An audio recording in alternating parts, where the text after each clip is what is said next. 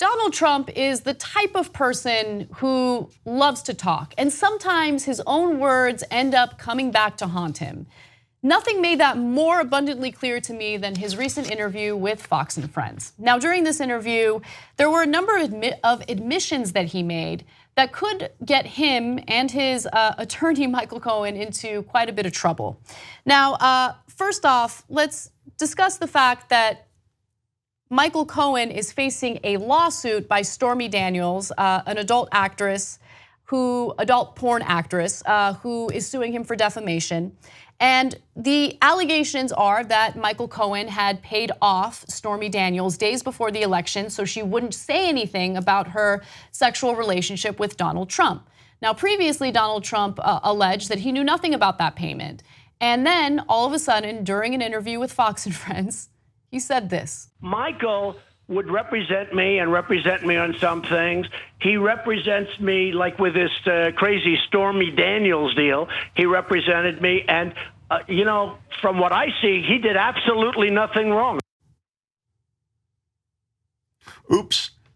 But why'd you say that? Like, does he know that Fox and Friends might be his friends, but that this interview will be broadcast to the world? Like, this is not a private conversation, homeboy. What are you doing? This is insane.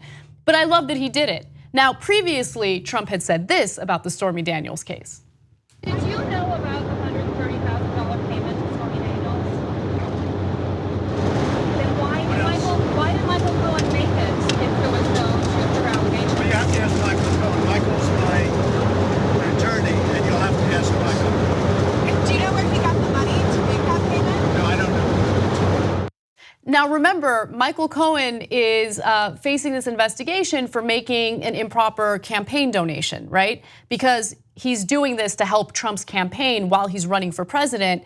And the way in which this happened and the amount in which he spent is unlawful, according to the allegations. And so, yeah, like I guess Trump threw him under the bus in this case. Yeah, he could. I think Trump's high ground on this would be, look, I don't know what he did with Stormy Daniels. I just knew that there were these allegations from her and she was hassling me and I wanted to be dealing with it. And so he dealt with it any way he wanted to.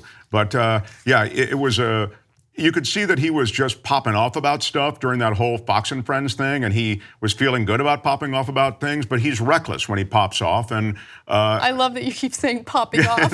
He was popping, I thought. He was doing his shirt popping. Definitely popping.